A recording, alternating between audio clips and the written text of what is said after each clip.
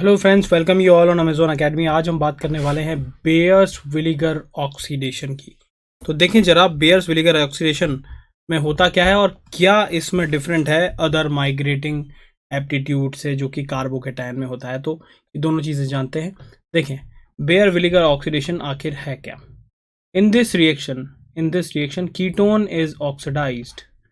It's an example, ये हमने ले लिया कीटोन लेट्स से यहाँ हमने कर दिया आर और ये कर दिया आर डैश, और यहां मैं मान रहा हूं कि माइग्रेटरी एप्टीट्यूड आर डैश का ज्यादा है कंपेयर टू दी आर, ऐसा मैंने मान लिया है और इसकी रिएक्शन हमने यहां पर करवा दी है पर ऑक्सी एसिड्स के साथ।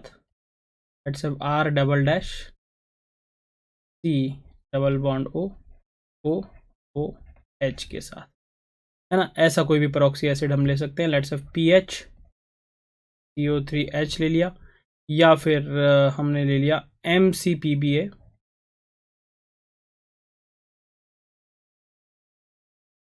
मेटाक्लोरोपर बेंजोइक एसिड, या H2SO5 हमने ले लिया, या फिर H2S2O8, कोई भी ऐसा जिसमें कि परऑक्सी बॉन्ड हो।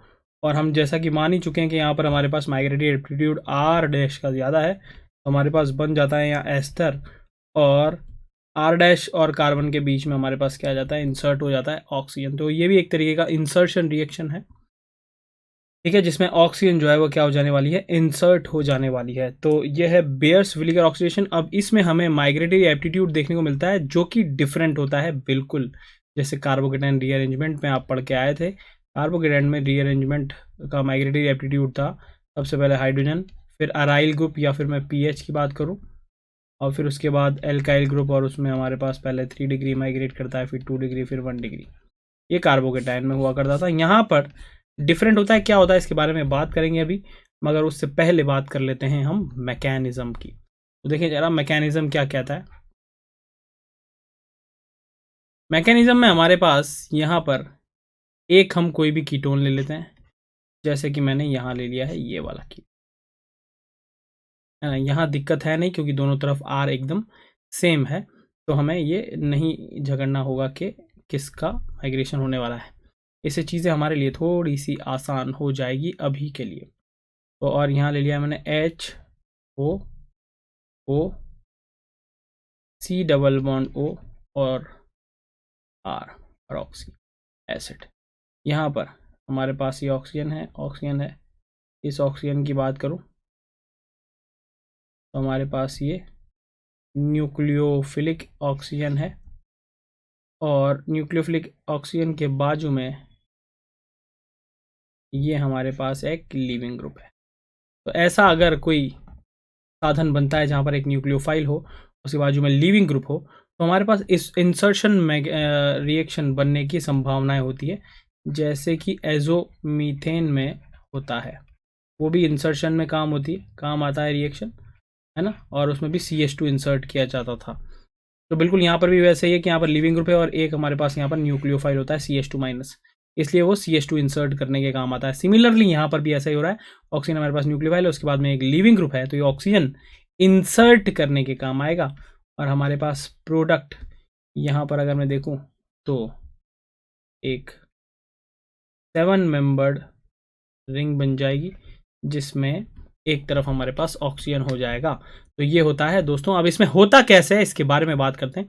यहाँ हमारे पास न्यूक्लियोफिलिक ऑक्सीजन है जो कि इस इलेक्ट्रोफिलिक कार्बन पर अटैक करके ऑक्सीजन यहाँ पर बाहर चले जाता है। तो मैकेनिज्म के बारे में हमने शुरू कर दिया है। यहाँ पर हमारे पास O- क्रिएट हो गया, और यहाँ पर है हमारे पास ऑक्सीजन, उसके पास है H, और इस ऑक्सीजन पर कौन सा चार्ज आ गया, पॉजिटिव चार्ज।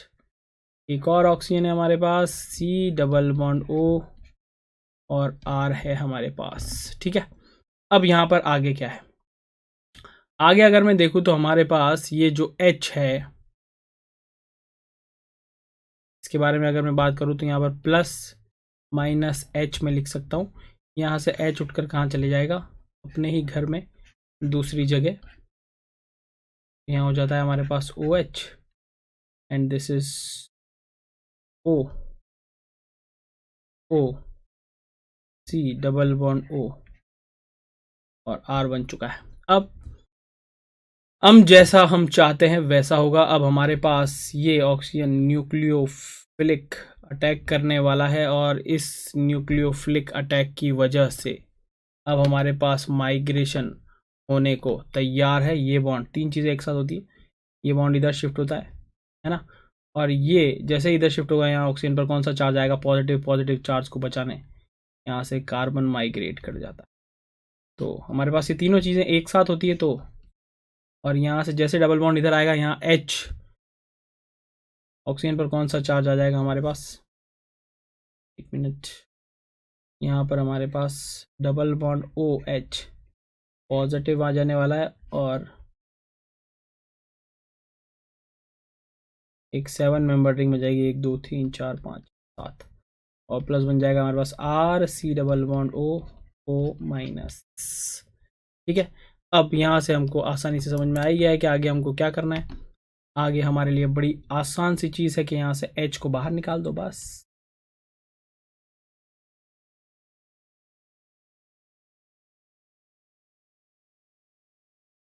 ये बन गया है ना, बस यही तो हमारा डिजायर्ड प्रोडक्ट है जो कि बन चुका है।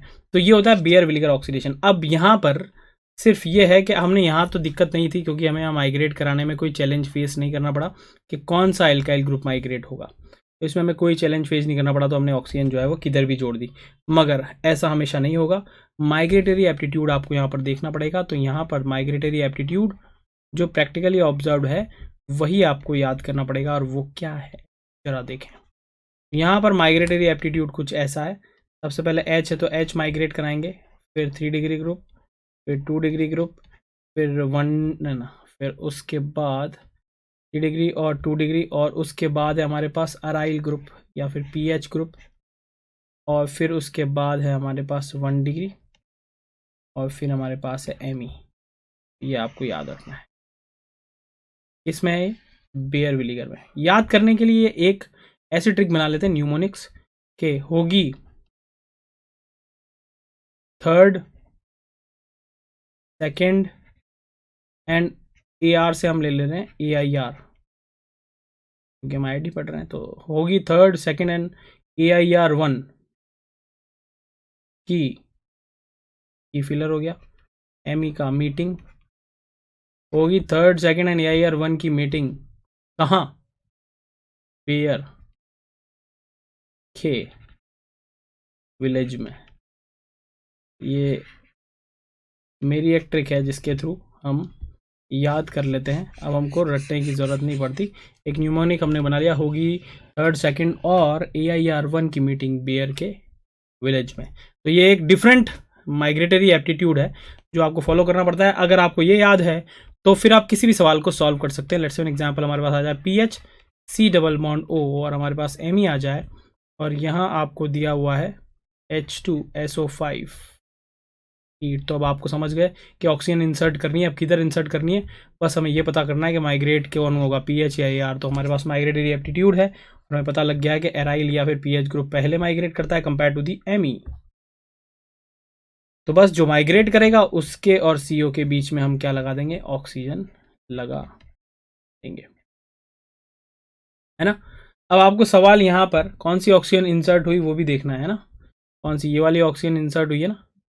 यहाँ पर O18 लगा दिया जाता है कई बार, तो O18 लगाकर सवाल पूछा जा सकता है। तो प्लीज़ इस बात का आप ध्यान दें कि O18 लगा हुआ है कि नहीं लगा हुआ है। और यहाँ पर हमारे पास क्या हो रहा है, माइग्रेशन हो रहा है। तो माइग्रेशन होगा और वो भी इंट्रामोलिकुलर माइग्रेशन हो रहा है। तो ये भी ध्यान रखें कि क्वेश्चन आपसे ये भी पूछा जा सकता है, इस माइग्रेशन में जो माइग्रेटरी एप्टीट्यूड है उसका कॉन्फ़िगरेशन जो है वो एकदम सेम रहता है, वो बदलता नहीं है, ME H और D। और यही चीज़ हमको वापस पूछ ली जाए तो अब सबसे पहले देखना है हमें माइग्रेट किसे करवाना है। ये हमारे पास 1 डिग्री है और ये हमारे पास 2 डिग्री है। तो 3 2 1 3 2 1 3 2 AIR 1, तो ये हमारे पास माइग्रेट होगा। तो बस हमारे पास सवाल आ चुका है कि ME H D, C double bond O लगा दिए हम, और यहाँ हो जाएगा एग्जैक्टली सेम, कोई भी परिवर्तन नहीं आने वाला है यहाँ HME तो इतना आसान है दोस्तों इस सवाल को करना। सिमिलरली अगर मान लो क्या हम इसके साथ कर सकते हैं, हाँ ये एक डिफरेंट बात है जिसके बारे में हमको बात करनी है। यहाँ पर हमारे पास CO की तरफ एक तरफ R है और एक तरफ H है, और माइग्रेटरी एप्टीट्यूड कहता है कि सबसे पहले H माइग्रेट होता है। तो इसका मतलब अगर यहाँ पर H2S2O8 या फिर कोई भी पर एसिड हुआ तो H माइग्रेट करेगा, इसका मतलब हमारे पास oxygen C double bond O और H के बीच में आएगी, मतलब यहाँ पर एक डिफरेंट कंपाउंड मिल जाता है, और वो क्या है हमारे पास एसिड। तो this is what the Baeyer Villiger is. यहाँ पर आपको परऑक्सी एसिड डिफरेंट दे सकते हैं, मेनली आपको मेटाक्लोरो पर बेंजोइक एसिड दिया जाएगा, इस बात का भी आपको ध्यान रखना है। तो दिस इज इट दोस्तों, यह है बेयरविलिगर ऑक्सीडेशन।